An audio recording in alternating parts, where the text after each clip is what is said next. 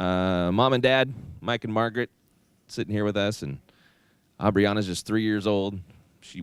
You said she may not talk much, but she just had her cookie, so I think she's happy for a few minutes to let you guys kind of share her story with us. Thanks for joining us today. First, no problem. Thank you. On the kind of the bio sheet, let me ask you what this is, just because I'm not in the know. Maybe everybody else is, but me. That's not it's not out of the norm. It says, Dad, Mike, a gamer in Children's Miracle Network Hospital's Extra Life fundraising campaign. Yes. What does that mean? What does it mean to be a gamer? Well, to be a gamer means you play games, but to be a gamer with Extra Life. So Extra Life is it's an event that goes on once a year. It's a national event, and basically it raises money for a Children's Miracle Network hospital of your choice. So you sign up at extra-life.org, and then the event actually just concluded about a month ago, and you raise money on your profile page, share it with your friends or whatever, and you play games for 24 hours straight. Okay, when I saw gamer, I know a gamer is video games, but I didn't. Okay, that's awesome. That's great. Well, let's talk about Abriana's story. Yeah. And let's talk about how it started. I guess from the start. When did we realize there was going to be an issue?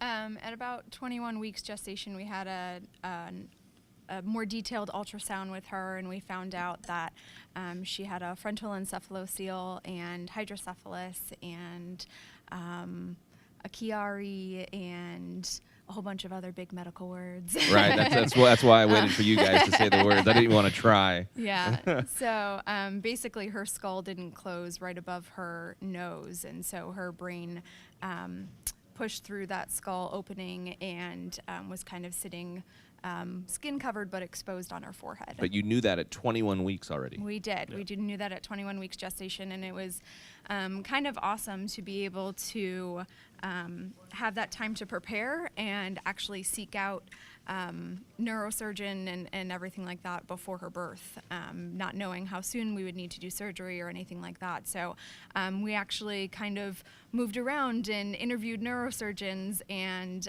were kind of directed to All Children's by some friends who had experience with our surgeon, Dr. Tuitt. And so we came and we talked to Dr. Tuitt and just felt really comfortable. Both of us walked away saying, if he's ever in the operating room and we're not there to, he's got to make a split-second decision, we would trust that he would make the decision that we would make. Sure. So it was great to be able to kind of have that foresight and be able to be in the place where we needed to be for her birth. How did going through the process? You came before. Obviously, she came along. Mm-hmm. And you just kind of said, you felt comfortable, but how did they, first present it to you when you came, and just to put you at ease and just say, okay, here's what's going to happen. Here's what's this is what you're facing. We're gonna do everything we can. We're gonna we're with you. Like. Mm-hmm. The initial diagnosis when she when it was found in ultrasound, they were kind of like, well, because we kind of asked, we're like, we don't know what that means. Like, what does that mean for her? What is, kind of her outlook, her prognosis? And they're kind of like, you're dealing with the brain, which is its own thing. It's not like the pinky. Yeah. So, so they were like, you could be dealing with some really severe disabilities, and you could be dealing with, a really pretty quote-unquote normal kid, and so they're like, you just really don't know. And so Dr. Tuitt kind of gave us some confidence and hope in talking to him, just saying that this is kind of the best placement for something like this to happen, with the different areas of the brain and how things function and everything like that. And so did they give you an outlook? Did they say, I think if we do this and down the line, we'll be all right? Or was it? Yeah.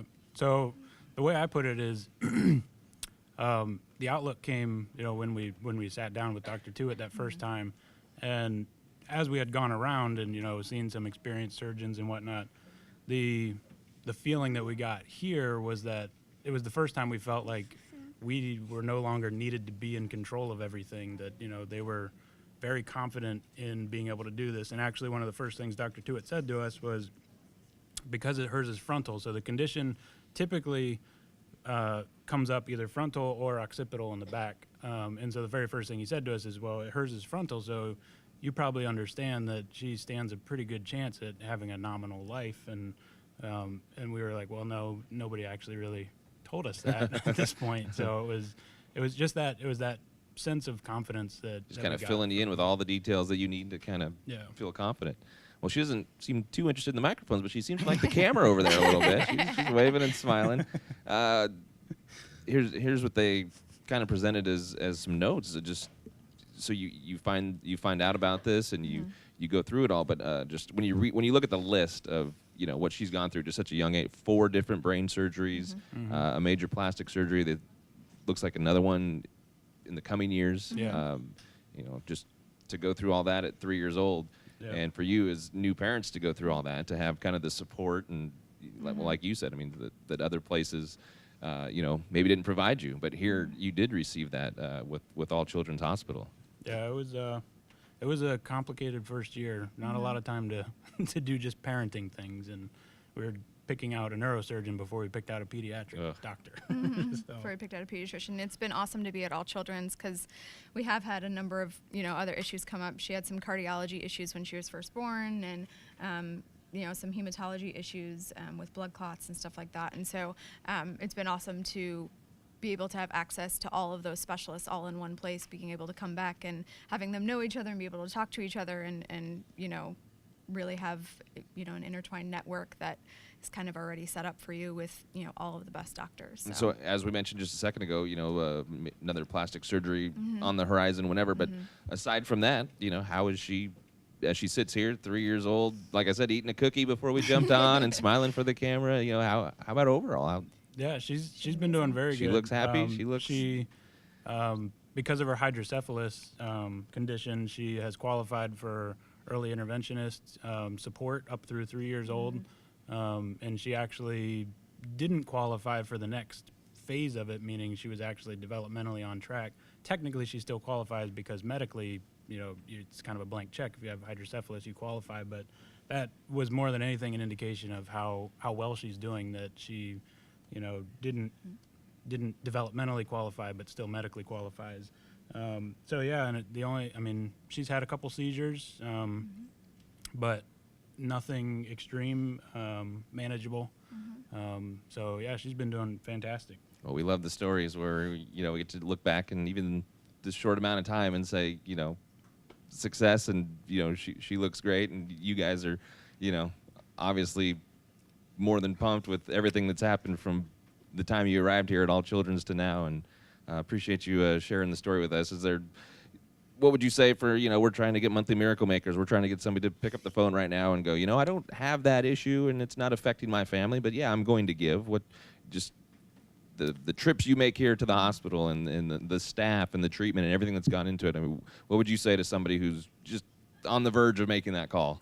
I would probably say that, it's, the donation support is so critical to not just the core care, but the extra care. And, as far as how great this facility's been for us, when you're spending time with your family, holidays coming up and things like that, just remember that any time of day, 24/7, this facility, these doctors, this staff is working and saving lives. And so they need as much, support to continue that mission. Absolutely. All right. Appreciate you guys stopping by and hanging with us here a bit and telling your story. Yep. Thank you. And as Dad just mentioned, they're saving lives. We keep saying that over and over and over. When you pick up the phone and when you dial us up and when you become a monthly miracle maker, that's exactly what you're doing. You're helping to save a child's life. And just $15 a month, which you're probably not even going to notice is gone, to be honest. $15 a month, 50 cents a day. We'll get you set up here just a couple minutes to get it done. And you can call us up. We've got the phone lines here, 1-800-270-8642, 1-800-270-8642. If you can help out today and you can become a monthly miracle maker, love to have you on the phones right now, 1-800-270-8642. We're at Johns Hopkins All Children's Hospital. We continue, more coming up. Our US 103.5 Cares for Kids Radiothon.